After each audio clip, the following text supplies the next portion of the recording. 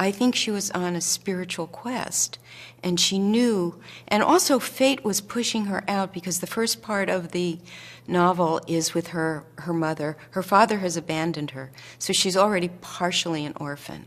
And that's a setup. I mean, fate sets us up that way sometimes.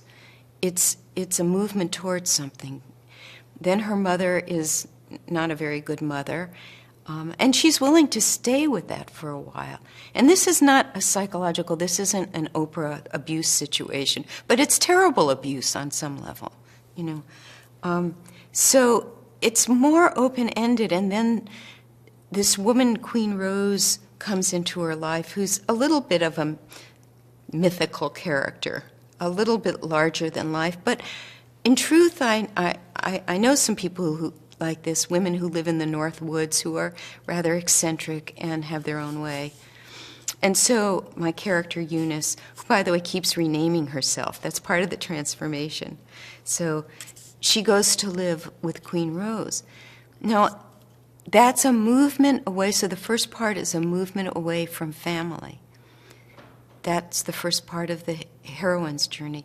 Then she lives in the woods, and she learns all about her relation, her interconnection with the natural world. What does that mean, and who is she there, and who is she with this new friend? So that's another learning stage, how to be in sympathy, in empathy with the world, the deep world.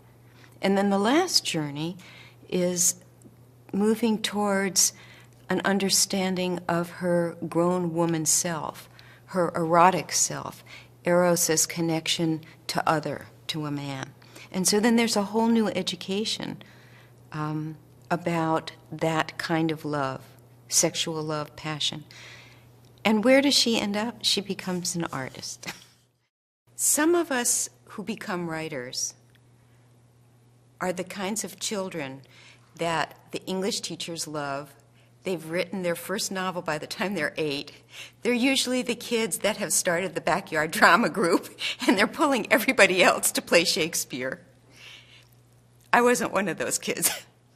I was a rather shy, I still am a shy child, and somewhat overlooked because I did not have easy facility to language because I was shy.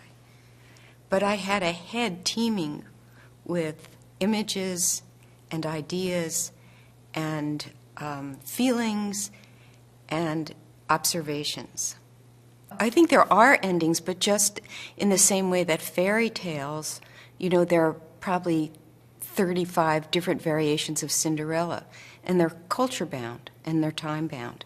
And so I think the myths evolve to some degree, and some of them very slowly, while still maintaining the archetypal, universal understandings.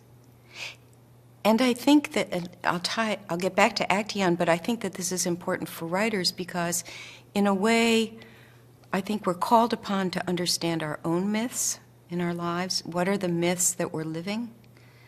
What are the myths that are in the culture we're living in? What are the myths our characters in fiction are living out? How do they succeed? How are they in conflict with those myths? Myth gave me a way, and still does, to think about and understand myself in a way that the dominant culture couldn't give me. So I guess it's kind of an outsider story. And I think, you know, I think in contemporary society, sometimes movies play that role for people. It gave me, if I could identify with Artemis in the woods, who didn't want anyone looking at her, it gave me a way, a language, and a respect, and a connection to something very deep that I still can't articulate, but that helped me evolve.